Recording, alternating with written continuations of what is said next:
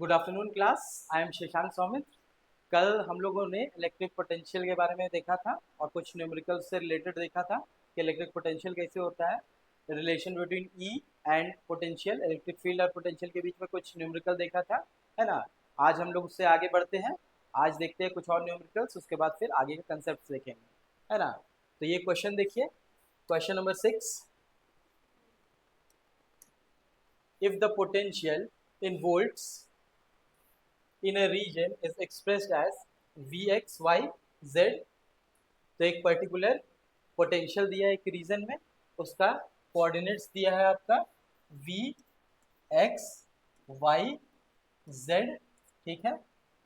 अब V potential क्या दिया गया है? V potential is equals to 6xy minus y plus 2yz।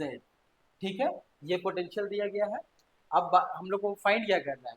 The electric field at point 1,1,0। एक पॉइंट P है 1,1,0, इस पे हम लोग को इलेक्ट्रिक फील्ड फाइंड करना है। तो इलेक्ट्रिक फील्ड के और पोटेंशियल के बीच में कल हम लोगों ने रिलेशन देखा था, वो क्या था? E is equals to minus dV by dr, है ना। ये रिलेशन हम लोग को था। ठीक है। अब इसका एक पर्टिकुलर कंपोनेंट्स भी हम लोगों ने देखा था, partial differentiation d v x by d x is equals to, ये एक पर्टिकुलर कंपोनेंट था, इसका हम लोग लेंगे d x by d y, है ना, एक्स कंपोनेंट, है ना। ये आता है माइनस ई एक्स के लिए, फिर ई वाई के लिए सिमिलर था d v y by d y is equals to E y के लिए similarly d v z by d z is equals to E z. तो ये तीनों जेड का कंपोनेंट के लिए, एक्स कंपोनेंट, वाई कंपोनेंट और जेड कंपोनेंट, तीनों के लिए हम लोग का ये फॉर्मूला हुआ करता था। ये पार्शियल डेरिवेशन है, कल आपको हम बताए थे, पार्शियल डिफरेंशिएशन है,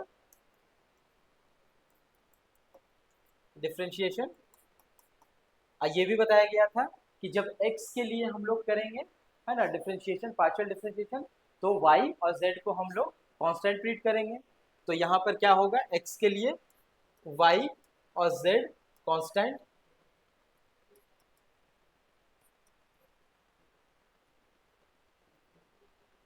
ठीक है।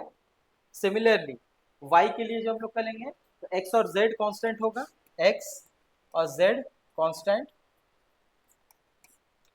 सिमिलरली जब z के लिए करेंगे तो x और y कांस्टेंट होगा। ठीक है, ये कल के क्लास में हम लोगों ने पढ़ा था। अब इससे ये क्वेश्चन न्यूमेरिकल कैसे सॉल्व होगा आप देखिए। v का वैल्यू क्या दिया हुआ है? v is equals to 6xy 6xy minus y plus 2yz 2yz। अब इसमें देखिए, आपको x का भी कंपोनेंट है, y का भी कंपोनेंट है और z का भी, तीनों वेरिएबल है, x, y और z तीनों वेरिएबल है। v क्या था? अगर v एक फंक्शन है तो v x y z, ये फंक्शन का वैल्यू दिया हुआ था, ये है ना, 6xy minus y plus 2yz, ये आपका वैल्यू दिया हुआ है इसका। अब हम लोग को इसका इलेक्ट्रिक फील्ड निकालना है एट अ पॉइंट, और पॉइंट क्या दिया हुआ था? पॉइंट P क्या था हम लोग का? उसका कोऑर्डिनेट्स था 1,1,0, 1,1,0। ठीक है, इसी पे हम लोग को फाइंड आउट करना था। अब देखिए इसको कैसे निकालेंगे, हम लोग कंपोनेंट वाइज लेके चलते हैं। तो d v x by d x, ये क्या होगा? इसमें क्या करना होगा कि आपको x को वेरिएबल मानना है और y और z कांस्टेंट होंगे। तो इस केस में देखिए 6xy, इसका डिफरेंशिएशन क्या होगा? 6 और y ये तो आपका कांस्टेंट हो जाएंगे, तो 6y बचेगा, ठीक है। और बाकी x का डिफरेंशिएशन आपको पता है, x टू द पावर 1 का डिफरेंशिएशन 1 हो जाता है, ठीक है। आगे देखिए y यहाँ इस केस में कांस्टेंट है तो ये 0 हो जाएगा, ठीक है। यहाँ भी देखिए 2yz, तो y और z यहाँ कांस्टेंट है तो ये भी 0 हो जाएगा। फाइनल यहाँ पर क्या आ रहा है 6y, ठीक है। ये हो गया इसका पोटेंशियल का x कंपोनेंट। अब y कंपोनेंट आइए, d v y by d y. Similarly इसका कोई दिक्कत नहीं है, इसमें डी लिखिए या डेल्टा इसका लिखिए, वो बात एक ही है पार्शियल डिफरेंशिएशन के लिए, ठीक है। अब इसका डी वाई कॉम्पोनेंट अब कैसे करना है, अब यहाँ पर आपको x और z को कांस्टेंट लेके चलना है और y इसमें वेरिएबल होगा। अब यहाँ पर देखिए पहला वाला में कि x और y है तो यहाँ पर y वेरिएबल होगा, तो आ जाएगा आंसर 6x, y का differentiation y to the power 1 का differentiation y to the power 0 हो जाएगा, मतलब 1 हो जाएगा, ठीक है। यहाँ पर y देखिए 1 है तो -1, ठीक है, प्लस yz प्लस 2yz है तो 2z होगा यहाँ पर 2z, ये हो गया इसका फंक्शन। इसको आप अरेंज करके लिखेंगे तो 2x प्लस 2z माइनस 1, ठीक है। ये हो गया इसका y कंपोनेंट। अब z कंपोनेंट देखिए we z by d Z, ये क्या होगा, अब इसको z के रेस्पेक्ट में आपको करना है, z को वेरिएबल मानते हुए आपको डिफ्रेंशिएट करना है और x और y इसमें कांस्टेंट हो गए। तो देखिए एक्स वाई यहाँ कांस्टेंट है, ये डायरेक्टली आपको 0, कोई भी यहाँ पर z का कंपोनेंट नहीं आ रहा है, z का वेरिएबल नहीं है तो इसका आंसर 0 हो जाएगा। यहाँ भी कोई z का कंपोनेंट नहीं है, ये भी 0 हो जाएगा, प्लस यहाँ पर z का कंपोनेंट है तो 2y हो जाएगा इसका, फाइनल क्या होगा 2y, ठीक है। अब इसका आप टोटल इलेक्ट्रिक फील्ड निकालिए, E is equals to minus x component क्या आपका आ गया 6y i cap, plus y component क्या है 6x plus 2z minus 1 j cap, plus z component क्या है सिंपली 2y के कैप, ठीक है। अब यहाँ पर क्या कीजिए, आपको पॉइंट वेरिएबल ये आ गया है ना इलेक्ट्रिक फील्ड, अब क्या बोला गया है एट पॉइंट P निकालना है, तो E एट पॉइंट P क्या करना है, सिंपली आपको वैल्यू पुट कर देना है एक्स वाई और जेड का, है ना। यहाँ पर होगा माइनस 6y, y क्या है 1 तो 6i प्लस 6x क्या है 1 तो 6 इंटू 1 प्लस 2z क्या है 0 माइनस 1, ठीक है। जे आ गया जे क्या प्लस 2 इंटू वाई 1 तो 2 इंटू 1 के कैप, इसको सॉल्व कीजिए माइनस 6 आई कैप प्लस 6 माइनस 1 5 जे कैप प्लस 2 के कैप, ठीक है। अब इसको देखिए ये फाइनल आंसर हो गया आपका। अब इसको ऑप्शन मिलाइए कि ऑप्शन इसमें कौन सा मैच कर रहा है आपका 6i 5j और 2k, 6i 5j 2k आ गया आपका सिंपल ऑप्शन सी, ठीक है। तो सिंपल इसमें कुछ करना नहीं है, आपको पार्शियल डिफरेंशिएशन आप लोगों को पता है, सिंपल वेरिएबल्स रहता है यहाँ पर, बहुत ज़्यादा कॉम्प्लेक्स वेरिएबल्स नहीं दिया जाता है क्वेश्चन में आपको। और मैथ्स में आपको है पार्शियल डिफरेंशिएशन में बाकी सब टर्म्स आएंगे, कॉस साइन सबका टर्म्स आते हैं, यहाँ पर सिंपल आपका फिजिक्स में वेरिएबल सिंपल होगा, आपको सिर्फ कंसेप्ट जानना है कि इलेक्ट्रिक फील्ड और पोटेंशियल के बीच में क्या रिलेशन होता है, ये देखना है आपको, सिंपली आपका सॉल्व करना है उसको। हाँ थोड़ा कैलकुलेशन देखना है आपको, कैलकुलेशन मिस्टेक कहीं नहीं करना है, आराम से क्वेश्चन आपको देखिए और उसको क्या उसमें फाइंड किया गया है, क्या दिया गया है और क्या आपको फाइंड आउट करना है, एक अलग से उसको साइड में लिख के रख लीजिए, है ना। और उसी के अकॉर्डिंग कौन सा फॉर्मूला आपको लगाना है वो आपको याद होना चाहिए, और उससे आपको स्ट्राइक हो जाएगा दिमाग में कि किस तरह का फॉर्मूला लगेगा, और उसको कैलकुलेशन में खाली आप ध्यान दीजिएगा, आपका कंसेप्ट हो जाएगा, क्वेश्चन बन जाएगा। आगे देखिए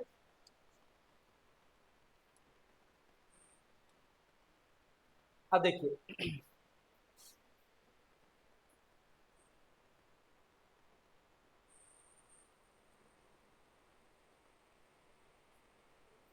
in a region in a region the potential is represented by V xyz is equals to 6x minus 8xy minus 8y plus 6yz, where V is the volt and xyz are in meters. ठीक है.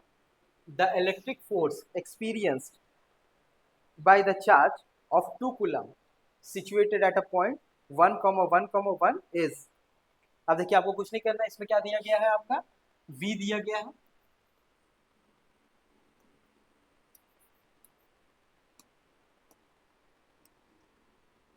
V दिया गया है,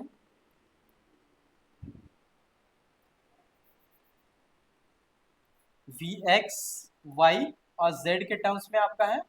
कहने का मतलब है V एक फंक्शन है. ठीक है. अब इसका वैल्यू क्या दिया गया है, 6x minus 8xy minus 8y plus 6yz. ठीक है, ये दिया गया है. और आपको इलेक्ट्रिक फोर्स निकालना है. यहाँ पर क्या है, पिछला क्वेश्चन में आपको इलेक्ट्रिक फील्ड निकालना था, यहाँ क्या निकालना है, आपको इलेक्ट्रिक फोर्स F निकालना है. तो F का फॉर्मूला आपको पता है. F क्या होता है, कूलम्ब्स लॉ में आप लोगों ने पढ़ा था, F is equals to Q into E. ठीक है, तो यहाँ Q का वैल्यू दिया गया है, क्या है, 2 कूलम. ठीक है, 2 कूलम दिया हुआ है. E का वैल्यू अभी आप लोगों ने लास्ट क्वेश्चन में हम लोगों ने निकाला कि E का वैल्यू कैसे निकाला जाता है. E और पोटेंशियल के बीच में क्या रिलेशन होता है, बस E का वैल्यू हम लोग को निकाल के यहाँ पर पुट कर देना है ना. और पॉइंट आपका दिया गया है, एक P पॉइंट है एट P 1,1,1. ठीक है, इस पॉइंट पे आपको वैल्यू पुट करना है. तो सिमिलर हम लोग केस लेते हैं आगे. V का वैल्यू क्या है, Vx y z. V function क्या है,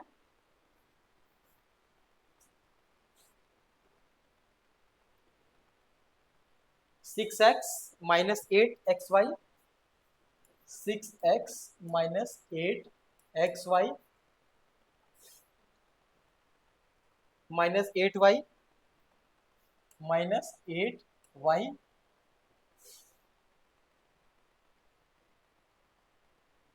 minus 8y plus 6yz plus 6yz. देखिए यही है ना, 6x minus 8xy, 6x minus 8xy minus 8y plus 6yz. ठीक है, पॉइंट क्या आपका दिया हुआ है, पॉइंट है 1,1,1.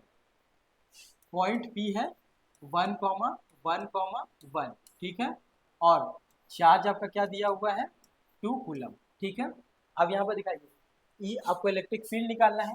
तो E आपको पता है, E is equals to minus dV by dr, ये आपको पता है. ठीक है, अब इसका कंपोनेंट देखिए,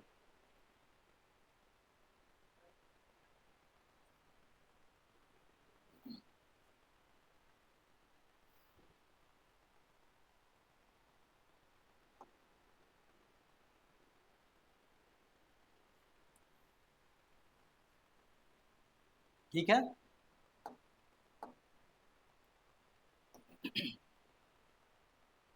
अब देखिए Vx क्या होगा, यहाँ पर dVx बाई dx. ये क्या होगा, पहले V का x कंपोनेंट आप निकाल लीजिए, वो क्या होगा, डायरेक्ट आपको डिफरेंशिएशन करना है. यहाँ पर क्या होगा, 6x पहला में, तो 6x हो जाएगा. y और z यहाँ पर कांस्टेंट हम लोग को ट्रीट करना है, x सिर्फ हम लोग को वेरिएबल मानना है, पार्शियल डिफरेंशिएशन का नियम है. तो यहाँ पर 6 होगा माइनस 8xy, तो यहाँ पर x वेरिएबल है, y कांस्टेंट होगा, तो 8y. ठीक है, माइनस यहाँ 8y है, x का कोई भी कंपोनेंट नहीं है, 0 हो जाएगा, माइनस 0 प्लस 6yz. यहाँ भी x का कोई कंपोनेंट नहीं है, सब कांस्टेंट है, तो कांस्टेंट का डिफरेंशियल 0. क्या आएगा ये फाइनल, 6 माइनस 8y. ठीक है, ये आ गया आपका x का कंपोनेंट. अब y में आइए, d v y by d y. ठीक है, अब यहाँ पर क्या होगा,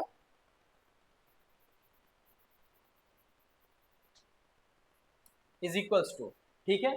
अब पहला टर्म में देखिए 6x है, इसमें एक भी y कंपोनेंट नहीं है तो ये कांस्टेंट पे ट्रीट होगा, 0 माइनस दूसरा में 8xy है, ठीक है। तो y कंपोनेंट है तो यहाँ पर क्या आएगा -8x, ठीक है, ये आ गया। दूसरा में क्या है y कंपोनेंट है -8, ठीक है। तीसरा में देखिए 6yz में y कंपोनेंट है आपका, तो यहाँ पर क्या आएगा 6z।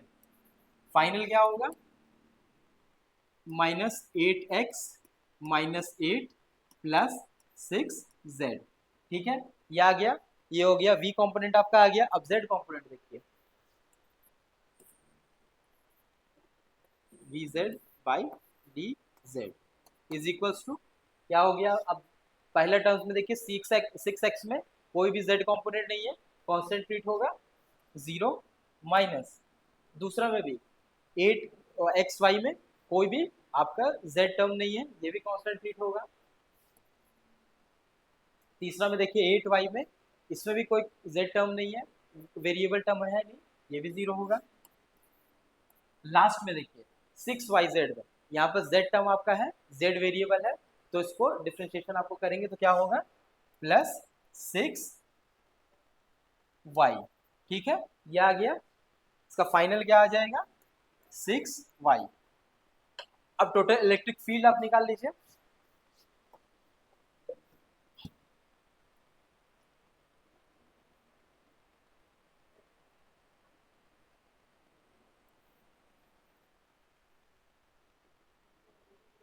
ठीक है, यहां देख लीजिए,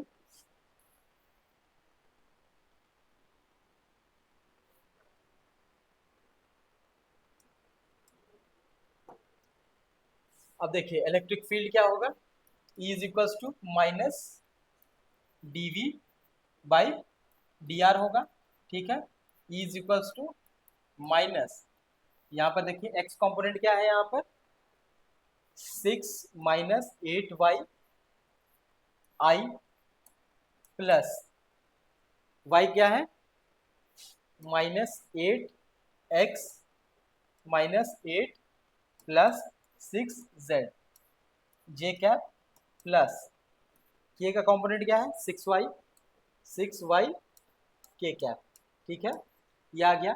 अब p का वैल्यू यहाँ पर पुट कर दीजिए EP, तो E क्या होगा आपका 6 माइनस माइनस यहाँ 6 माइनस 8 इंटू वाई क्या है 8 into 1 I cap plus minus 8 into 1 8 minus 8 plus 6 into 1 6, ठीक है, ये जे कैप होगा प्लस 6 इंटू 1 के कैप।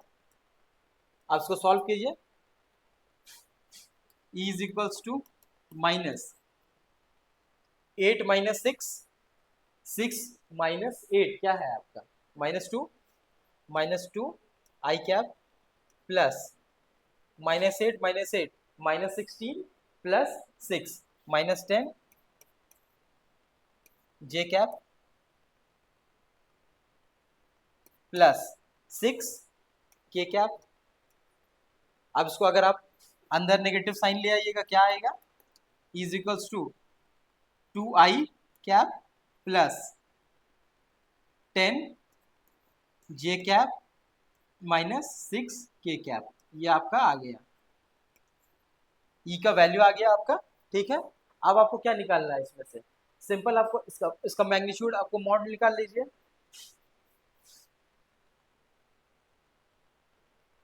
ई कितना था 2i,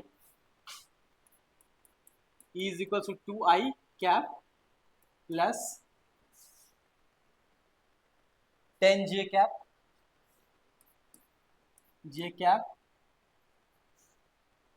-6 के कैप -6 के कैप। अब इसका मैग्नीट्यूड आप निकालिए, ई मॉड क्या होगा, अब मॉड आपको निकालने आता है, डायरेक्ट इसको रूट ओवर करके सबका वैल्यू ले आना है, आपको उसका स्क्वायर ले आना है, सब कंपोनेंट्स का स्क्वायर, तो 2 का स्क्वायर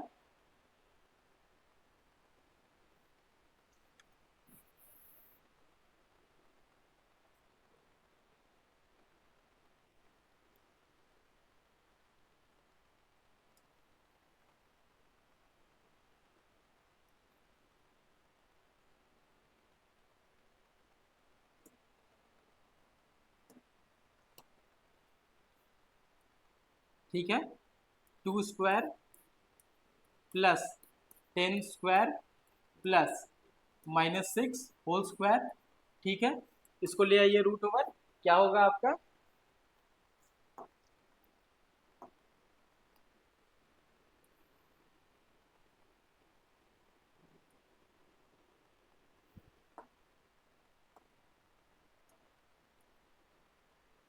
2 का स्क्वायर 4 प्लस 100 प्लस 36, ये क्या हो गया रूट ओवर 140। ठीक है, ये आ गया रूट ओवर 140। अब टोटल आपका क्या, अब इसी का रूट ओवर आप सिंप्लीफाई इसको कर दीजिए, 2 इंटू 7 इंटू 10 का 2 इंटू 5, तो क्या आ गया आपका 2 कॉमन आ जाएगा, 2 रूट ओवर 35, ये आपका आ गया ई का मैग्नीट्यूड। आपको सिंपल कुछ नहीं करना है, फोर्स निकाल देना है ना। तो फोर्स क्या था,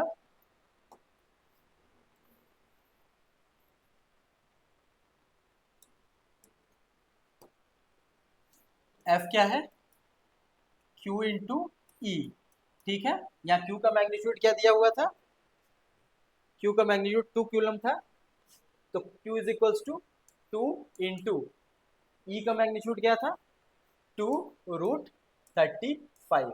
ठीक है, तो 2 इंटू 2 क्या होगा 4, 4 रूट 35, ये आपका फोर्स आ गया इतना न्यूटन। ठीक है,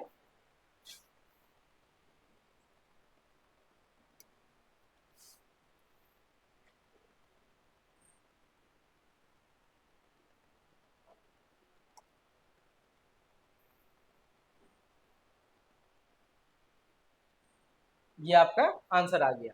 ठीक है, ये आपका 4 is equal to F is equal to 4 root 35 newton. आप देखिए कौन सा ऑप्शन था ये, 4 रूट 35, ऑप्शन डी।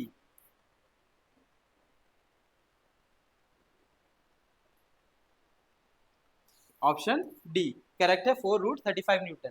ठीक है, इसी तरह से आपको क्वेश्चन, ये थोड़ा लेंथी क्वेश्चन था, इस तरह का क्वेश्चन आपको नहीं आएगा है ना, लेकिन कंसेप्ट आपको याद रखना है ना, क्योंकि इसी का सिंपल फॉर्म में वो दे दिया जाएगा आपको बोर्ड्स में। लेकिन हाँ, जेई मेंस में और नीट में इस लेवल का क्वेश्चन आता है आपको। इजी था, इसमें कुछ करना नहीं था, आपको वेरिएबल्स का सिर्फ देखना था और उसको आपको डायरेक्ट डिफरेंशिएट करके F is equal to Q into E का फॉर्मूला आपको डायरेक्ट पुट कर देना था, आपका सीधा आंसर आ जाएगा। ठीक है, अब देखिए आगे,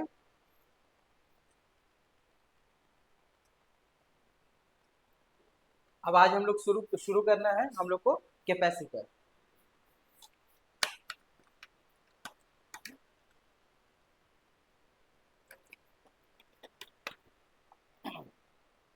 अभी तक हम लोगों ने देख इलेक्ट्रिक पोटेंशियल देखा, पोटेंशियल एनर्जी देखा, कुछ और कंसेप्ट होगा तो हम क्वेश्चन के माध्यम से आपको करवाते जाएंगे। जो क्वेश्चन आपको लग रहा है कि और कंसेप्ट ब्रशअप होना चाहिए, उसके लिए आप कमेंट कीजिए मुझे कि क्या करना होगा, है ना। और बाकी सब हम क्वेश्चन भी आपको करवाते जाएंगे, उसके कारण क्या होगा आपको इजीली क्लियर हो जाएगा। एट लास्ट भी आपको एमसीक्यू क्वेश्चन और न्यूमेरिकल क्वेश्चन करवाया जाएगा, उससे आपको और कंसेप्ट आपका ब्रशअप हो जाएगा। तो आज हम लोग जो टॉपिक स्टार्ट करेंगे वो है कैपेसिटेंस। हम लोग को पोटेंशियल एनर्जी देख लिए, इलेक्ट्रिक पोटेंशियल देख लिए, पोटेंशियल डिफरेंस हम लोग को पता चल गया। अब हम लोग को देखना है कैपेसिटेंस का। कैपेसिटेंस होता क्या है, कैपेसिटर होता क्या है। कैपेसिटर एक पैसिव डिवाइस है। पैसिव डिवाइस का मतलब क्या होता है कि वो एनर्जी जनरेट नहीं कर पाता है ना। वो क्या करता है, उसको एक पर्टिकुलर आउटसाइड सोर्स मिलता है, बैटरी सोर्स रहेगा या सोर्स ऑफ एनर्जी रहता है, वो क्या करता है उससे सिर्फ एनर्जी स्टोर करता है ना। तो ये सब देखिए हम लोग को पढ़ना है कैपेसिटर में, कैपेसिटर और वैन डी ग्राफ जनरेटर में। तो behaviour of conductor electrostatic field हम लोग पहले पढ़ेंगे कि बिहेवियर क्या होता है एक कंडक्टर में इलेक्ट्रोस्टैटिक फील्ड में। अगर एक कंडक्टर को हम लोग इलेक्ट्रोस्टैटिक फील्ड में प्लेस करेंगे तो किस तरह का उसका बिहेवियर होगा। दूसरा क्या है, इलेक्ट्रिकल कैपेसिटेंस के बारे में हम लोग पढ़ेंगे, कैपेसिटर के बारे में हम लोग को पढ़ना है। तीसरा क्या है कि प्रिंसिपल ऑफ कैपेसिटर, कैपेसिटर अगर काम करता है, ये कैपेसिटेंस होता है तो किस तरह किस प्रिंसिपल पे काम करता है ये जानना है हम लोग को। फिर capacitance of the parallel plate capacitor, parallel plate capacitor के बारे में हम लोग को पढ़ना है, उसके बारे में डिटेल पढ़ना है, उस पर कुछ न्यूमेरिकल्स किया जाएगा जो हर बार आता है। फिर आगे देखिए सीरीज और पैरेलल कॉम्बिनेशन।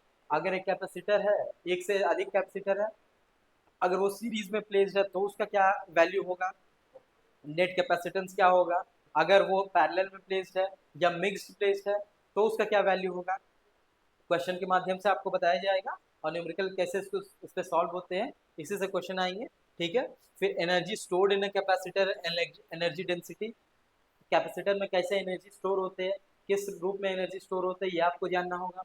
फिर energy stored in a series and parallel combination of capacitor, जो आपको बताया गया कि अगर का कॉम्बिनेशन है किसी एक सर्किट होगा, क्योंकि सर्किट बहुत कॉम्प्लेक्स होता है, ये हम लोग को तो इजी के लिए हम लोग बता दिया जाता है कि सीरीज है पैरेलल है, लेकिन आप जब भी एक सर्किट देखा जाएगा, किसी भी आप इंडस्ट्री में जाइए, किसी भी एक अप्लायंस में देखिए, तो अगर उसमें ग्रुप ऑफ कैपेसिटर यूज होता है, ग्रुप ऑफ कैपेसिटर्स यूज होता है, उसमें क्या होता है कि कुछ कैपेसिटर सीरीज में होंगे, कुछ पैरेलल में होंगे, तो उससे क्या होगा कि आपको एक नेट कॉम्बिनेशन, नेट कैपेसिटेंस आपको निकालना पड़ेगा, अलग अलग उसका यूजेज होता है, कहाँ क्या होगा आगे आप देखिएगा तो आपको पता चलेगा। तो उस केस में क्या एनर्जी स्टोर होगा, क्या एनर्जी डिसिपेट होगा, ये आपको जानना पड़ेगा। फिर loss of energy on sharing charge between two capacitors, अगर एक दो कैपेसिटर एक साथ लगे हैं तो उसमें किस तरह का लॉस होगा, उसका एनर्जी कैसे लॉस होगा एक से दूसरा में, है ना, ये आपको जानना पड़ेगा। फिर अगला है polar and non polar molecules, polar molecules क्या होते हैं, नॉन पोलर मॉलिक्यूल्स क्या होते हैं, उसका वर्किंग क्या होता है, ये आपको जानना पड़ेगा।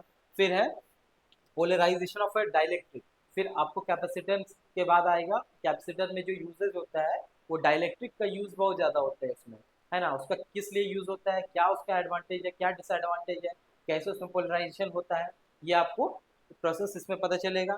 फिर polarisation of a vector and dielectric strength, है ना, पोलराइजिंग वेक्टर क्या होता है, डाइलेक्ट्रिक स्ट्रेंथ क्या होता है, ये भी आपको इस बार इस चैप्टर में पता चलेगा। आगे फिर आपको parallel plate capacitor with dielectric slab, अभी तक हम लोगों ने जो देखा स्टार्टिंग में, जो हम लोग देखेंगे तो सिंपल कैपेसिटर रहेगा, उसमें कोई भी डाइलेक्ट्रिक प्लेस नहीं होगा। अब क्या होगा कि पैरेलल प्लेट कैपेसिटर हो या सिलिंड्रिकल कैपेसिटर हो, उसमें क्या होगा बीच में जो स्पेस है, जो एयर से ऑक्यूपाइड होता है, उसको डाइलेक्ट्रिक से ऑक्यूपाइड किया जाएगा, और उसी से हम लोग को क्वेश्चन भी बनेगा और उसी तरह उसका यूजेज हम लोग को पता चलेगा। फिर लास्ट में आपको वैन डी ग्राफ जनरेटर पढ़ना है ना, उसका क्या यूजेज होगा, ठीक है, ये सब आपको पढ़ना है। तो आगे हम लोग देखते हैं कि किस तरह से आगे बढ़ता है चैप्टर। आगे देखिए, अब देखिए behaviour of a conductor in electrostatic field, एक कंडक्टर का बिहेवियर क्या होगा इलेक्ट्रोस्टैटिक फील्ड में, ये आपको जानना है। देखिए उसमें क्या होगा, net electric field intensity in the interior of a conductor is zero, net electric field intensity in the interior of a conductor is zero, आपको ये लास्ट चैप्टर में भी बताया गया है, लास्ट टॉपिक में भी बताया गया है कि इलेक्ट्रिक पोटेंशियल में अगर एक पर्टिकुलर कंडक्टिंग स्फीयर है या कंडक्टर है ना, उसके अंदर इलेक्ट्रिक फील्ड जीरो होता है, but potential is equal to constant. ठीक है, ये आपको बताया गया था चैप्टर में। ठीक है,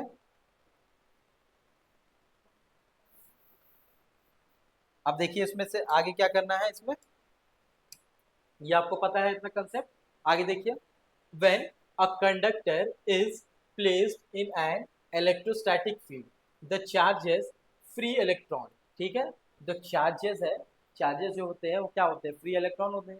कंडक्टर में जो चार्ज बॉडी होगा क्या होगा, फ्री इलेक्ट्रॉन्स के कारण होंगे, तो वही इसमें बोला गया है, charges free electrons drift towards the positive plate leaving the positive core behind. ठीक है, वो क्या होगा, जो इलेक्ट्रॉन है वो क्या होगा अपने से अट्रैक्ट होंगे पॉजिटिव की तरफ, है ना, जो पॉजिटिव पोटेंशियल एक इलेक्ट्रिक फील्ड होगा उसका पॉजिटिव पोटेंशियल होगा, नेगेटिव पोटेंशियल होगा, तो जो पॉजिटिव पोटेंशियल की तरफ इलेक्ट्रॉन अट्रैक्ट होंगे, क्योंकि unlike charge attract each other होता है, like charges ripple each other होता है, तो ठीक है, उसी कारण से ये अपने पॉजिटिव प्लेट की तरफ अट्रैक्ट होंगे, living behind positive core behind. ठीक है, पॉजिटिव कोर एक हम लोग लीव किया वहाँ बचेगा, क्योंकि वो जो चल जाएंगे वहाँ से, है ना, पर्टिकुलर मान लीजिए ये इलेक्ट्रॉन है, इलेक्ट्रॉन है, ये अपना इस पोजीशन को छोड़ के कहीं और चल जाएंगे, यहाँ आ गए तो यहाँ एक वैकेंसी हो जाएगा, है ना, ये वैकेंसी क्रिएट होगा। ठीक है, इसको हम लोग होल्स बोलते हैं, इस वैकेंसी को हम लोग होल्स बोलेंगे, और इसको अगर ये नेगेटिव चार्ज है तो इसको हम लोग पॉजिटिव चार्ज कंसिडर करते हैं, सेम ये ई पॉजिटिव हम लोग कंसिडर करेंगे, किस लिए, क्योंकि हम लोग को उस जो पोजीशन था मूवमेंट से पहले, ड्रिफ्ट से पहले इलेक्ट्रॉन क्या थे, वो तो न्यूट्रल थे, है ना, क्योंकि वहाँ पर अगर वो चार्ज है वहाँ तो न्यूट्रल है, क्योंकि जो कंडक्टर है वो तो न्यूट्रल था स्टार्टिंग में, इलेक्ट्रॉन मूवमेंट हुआ है ना, अपने ड्रिफ्ट हुआ, इस कारण से यहाँ पर नेगेटिव, यहाँ पॉजिटिव चार्ज बच गया और इलेक्ट्रॉन अपने साथ नेगेटिव लेके गए। इस कारण से हम लोग इसको मानते हैं। होल्स का कंसेप्ट आपको सेमीकंडक्टर में ठीक से पढ़ाया जाएगा, है ना। तो आगे इसमें देखते हैं, ठीक है। Leaving a positive core behind, एक पॉजिटिव कोर बिहाइंड होगा, उसको अभी नेम इसमें नहीं किया गया है, तो इसको होल्स बोला जाता है, आप याद रखिएगा, ठीक है। एट एन इक्विलिब्रियम, ठीक है, इक्विलिब्रियम था, आपको बताएं कि नेगेटिव और पॉजिटिव दोनों रहेगा, तो चार्ज इक्विलिब्रियम पे था, नेट चार्ज जीरो रहेगा, इस कारण से वही इक्विलिब्रियम बताया गया है। इक्विलिब्रियम कंडीशन पे थे पहले से, अब वो हट जाएंगे वहां से, तो इक्विलिब्रियम मेंटेन करने के लिए फिर से उसको एक पॉजिटिव चार्ज वहां कंसिडर किया जाएगा होल्स का केस में, और इलेक्ट्रॉन ड्रिफ्ट हो जाएंगे, ठीक है। The electric field due to the polarisation becomes equal to the applied field, ठीक है। जो पोलराइजेशन के कारण जो इलेक्ट्रिक फील्ड वहां पर बचे, वो क्या होगा, इक्वल हो जाएंगे किसके, अप्लाइड फील्ड के कारण। जो फील्ड हम लोग अप्लाई किए हैं, ई जो अप्लाई किए हैं, उसके कारण से ये पोलराइजिंग, वो दोनों सेम हो जाएंगे, पोलराइजिंग पावर या पोलराइजिंग जो पोलराइजेशन का हुआ है, वो इक्वल हो जाएंगे उसके इलेक्ट्रिक फील्ड से, ठीक है। आगे आपको इसका कंसेप्ट आपको पता चलेगा ठीक से। So the net electrostatics field inside the conductor is zero, electrostatic field उसका जीरो हो जाएगा। देखिए इसका केस यहाँ पर दिया गया है। अब देखिए, ये इलेक्ट्रिक फील्ड है इस डायरेक्शन में इलेक्ट्रिक फील्ड, कोई भी अप्लाइड इलेक्ट्रिक फील्ड है, ई ओ, ठीक है, applied electric field,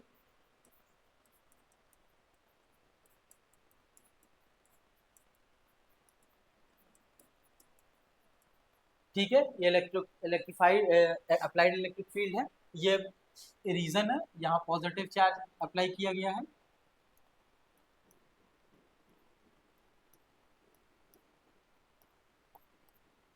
electric field का ये पॉजिटिव साइड है और ये नेगेटिव पोटेंशियल है,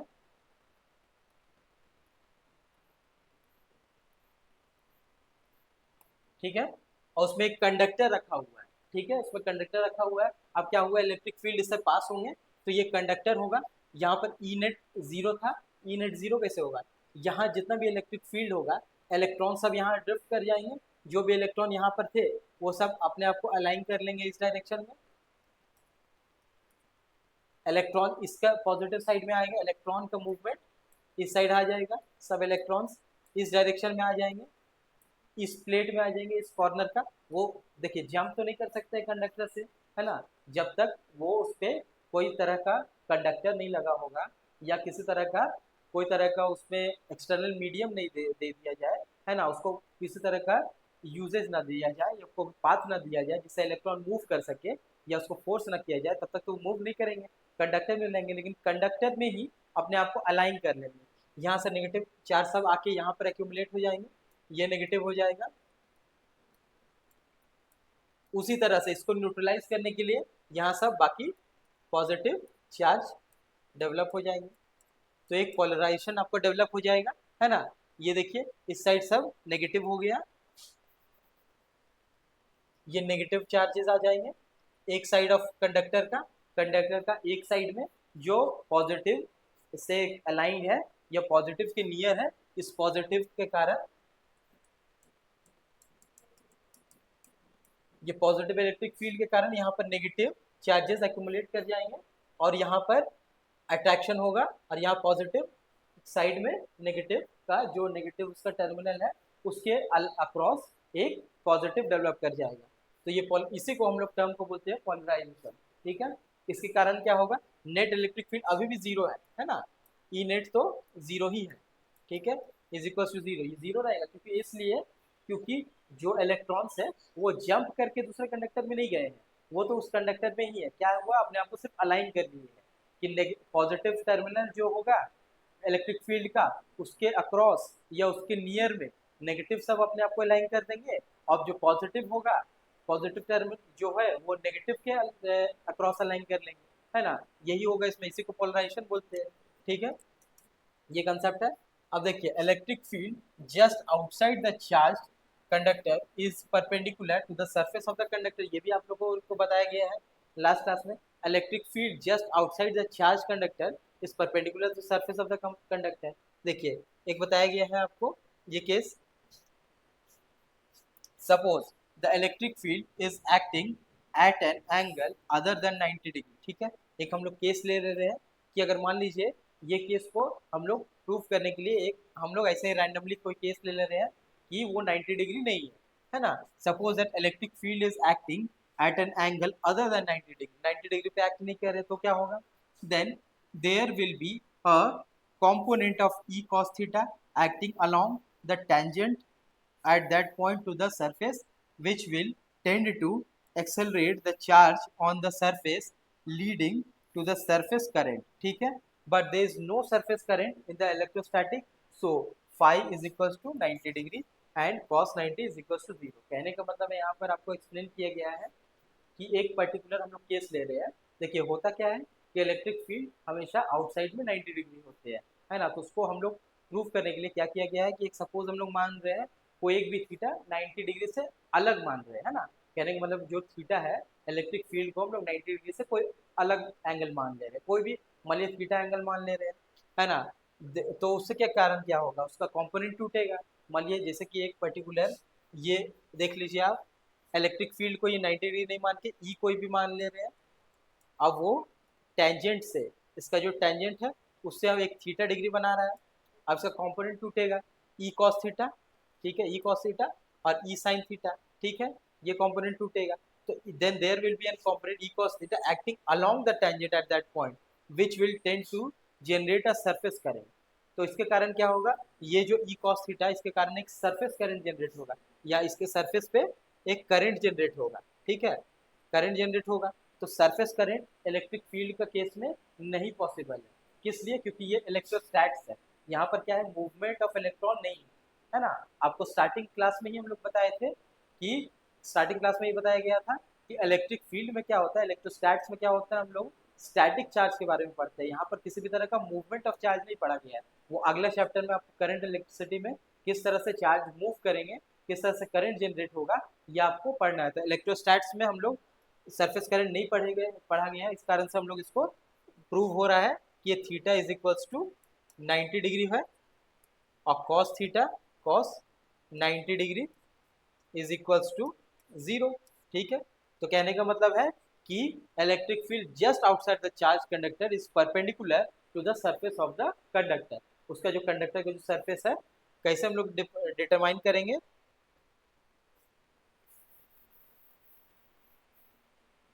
ये जो सरफेस को हम लोग कैसे उससे एंगल डिफाइन करते हैं, लास्ट क्लास में भी बताया गया था कि एक पर्टिकुलर हम लोग टेंजेंट लेंगे इस डायरेक्शन में, उसका सरफेस सरफेस से पासिंग एक टेंजेंट लेंगे इस पॉइंट पे, मान लीजिए एक पॉइंट पी है और उससे परपेंडिकुलर होगा आपका एन कंपोनेंट, ये इलेक्ट्रिक फील्ड होगा। ठीक है, ये आपका परपेंडिकुलर होता है, ये आपको याद रखना है। ये दोनों केस आपको याद रखना है, नेट क्या होता है और सेकेंड वेव केस आपको याद रखना है। अब आगे देखिए, net charge in interior of a conductor is 0। ठीक है, ये भी आपको बताया गया कि नेट चार्ज एक इंटीरियर ऑफ द कंडक्टर में 0 होता है। आपको इस लास्ट क्लास में इलेक्ट्रोस्टैट्स में भी हम लोगों ने ये बताया, इलेक्ट्रोपोटेंशियल में भी, कि the net charge are temporarily separated. ये आपको अभी भी बताया कि ये जो चार्ज है टेम्पोरली सेपरेटेड है जब इसमें इलेक्ट्रिक फील्ड अप्लाइड किया हुआ है only on the application of electric field.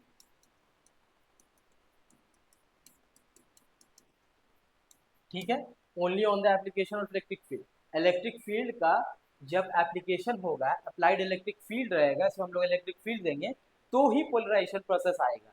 अब क्या हुआ है कि यहाँ पर और जैसे ही इलेक्ट्रिक फील्ड हटा दिया गया, ये फिर से वापस अपने आप को अलाइन कर लेंगे जो पहले थे, तो इस कारण से क्या होगा, इनसाइड में the charge temporarily separated, the total charge of the system is 0। अभी भी सिस्टम 0 है क्योंकि यहाँ पर किसी भी तरह से देयर इज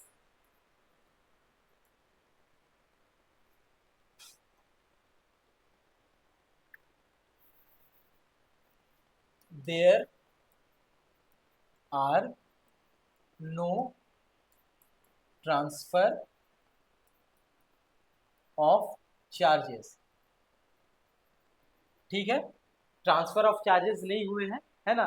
इस कारण से क्या है, अभी भी वो जैसे इलेक्ट्रिक फील्ड हट जाएंगे अभी वो न्यूट्रल रहेंगे, क्योंकि वो क्या सिर्फ अपने आप को अलाइन कर लिए थे, पोलराइज हो गए थे, polarised. On application of electric field.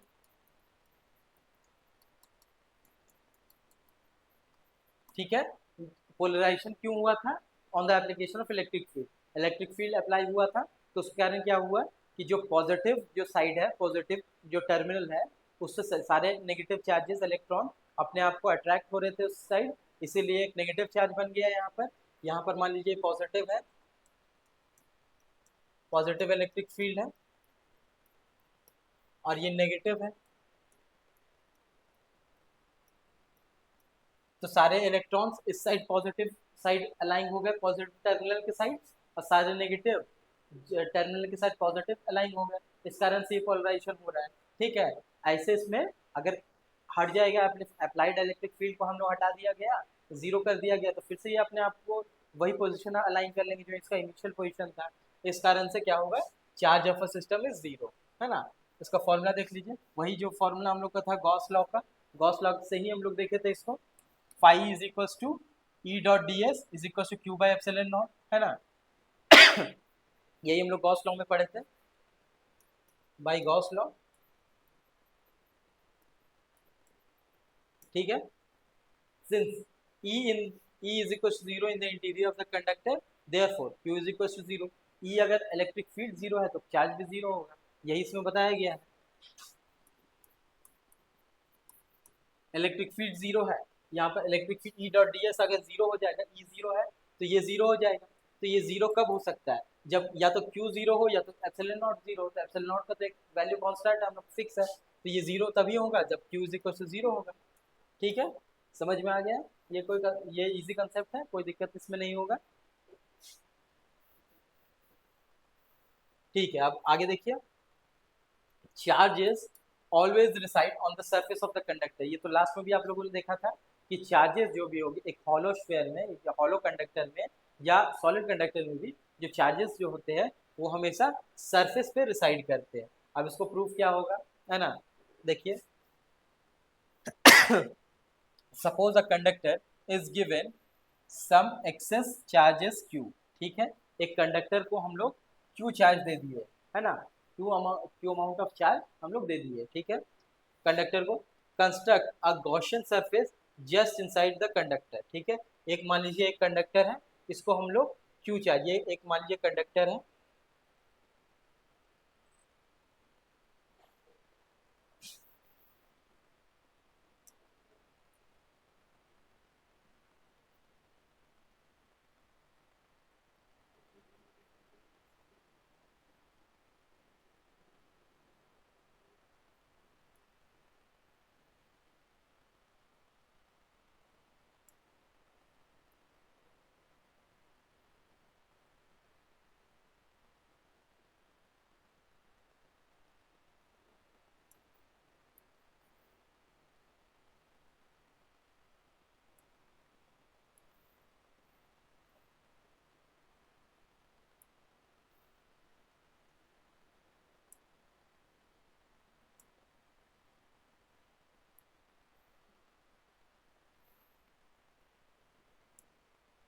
मान लीजिए कंडक्टर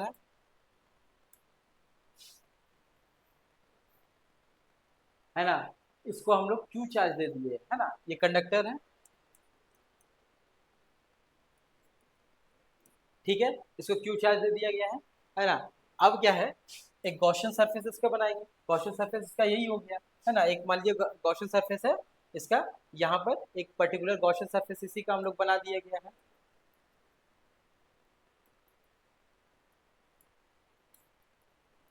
ठीक है, गॉसियन सरफेस हो गया। अब देखिए, just inside the conductor, since E is equal to 0 in the interior of the conductor, therefore Q is equal to 0 inside the conductor। ठीक है, इलेक्ट्रिक फील्ड इसका जीरो होगा, अभी हम लोगों ने पढ़ा, इसके कारण इसका Q is equal to 0 होगा, है ना। ठीक है, तो क्या होगा, सारे चार्जेस वो एक्यूमुलेट जो करेंगे वो उसके सरफेस पे कर जाएंगे, है ना। यही इसमें कंसेप्ट आपको याद रखना है कि एक भी कंडक्टर का केस में सारे जो भी चार्जेस होते हैं वो उसके सरफेस पे आ जाते हैं। ठीक है, आगे देखिए, electric potential is constant for the entire conductor. ठीक है, एक कंडक्टर के लिए जो इलेक्ट्रिक पोटेंशियल होगा, इलेक्ट्रिक पोटेंशियल कांस्टेंट होगा। लास्ट क्लास में आप लोगों ने पढ़ा था, एक मान लीजिए ये सरफेस है, एक ये सरफेस है, इसका क्या होगा, क्या होता है, इलेक्ट्रिक फील्ड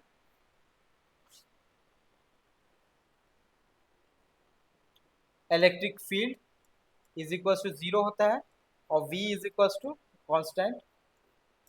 ये लास्ट क्लास में भी हम लोगों ने पढ़ा था कि electric field is equal to 0 होता है और v is equal to constant होता है। इसका प्रूफ क्या था, आपको आप लोगों ने देखा था, E is equal to minus dv by dr होता है। तो E क्या होगा, V क्या होगा, V is equal to minus E into D R होगा। इस साइड इसको क्रॉस मल्टीप्लीकेशन करेंगे, since E is equal to 0, E हम लोग को 0 है, the interior of the conductor therefore dv by is equal to 0, है ना। अगर E 0 होगा,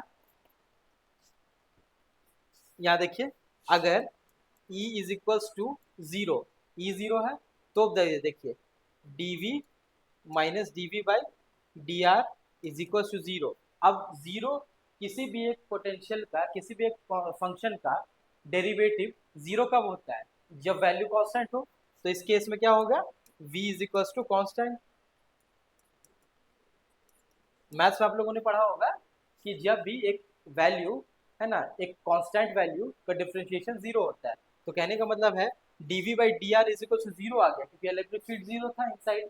तो अब जब इलेक्ट्रिक फील्ड अगर 0 हो गया, तो dv बाई डी आर क्या होगा, 0 हो जाएगा। और dv बाई डी आर 0 कब होता है, तभी उस केस में हो सकता है जब v is equal to constant होगा। ठीक है, तो आज हम लोगों ने कुछ कंसेप्ट देखा, जो ये आपको कुछ कंसेप्ट ज़्यादा नहीं था, आपको क्या है, लास्ट में रिविजन एक था जो पिछला बार का था। अब इससे आगे हम लोग इसके बारे में, कैपेसिटर के बारे में और आगे हम लोग कंसेप्ट देखेंगे, है ना। तो आज के लिए इतना ही। आप क्वेश्चन जितना भी हो सके इससे प्रैक्टिस करते रहिए, और बाकी जितना हो सके हम क्वेश्चन आपको करवाते जाएंगे। जो भी कंसेप्ट आपको समझ नहीं आ रहा उसके बारे में आप कमेंट करके बताइए कि किस किस कंसेप्ट में आपको क्वेश्चन और चाहिए, या कौन सा कंसेप्ट और अच्छा से हम आप करवाना करवाना चाहते हैं, या किस में आपको कौन सा कंसेप्ट समझ नहीं आ रहा है। तो ठीक है, इसके लिए अच्छा से एक नोट्स बना के रखिए, उसमें क्या होगा कि आपको लास्ट रिविजन के लिए ईजी हो जाएगा। ठीक है, तो आज के लिए इतना ही हम लोग रखते हैं, आगे कल हम लोग कैपेसिटर से आगे बढ़ेंगे। ठीक है, थैंक यू।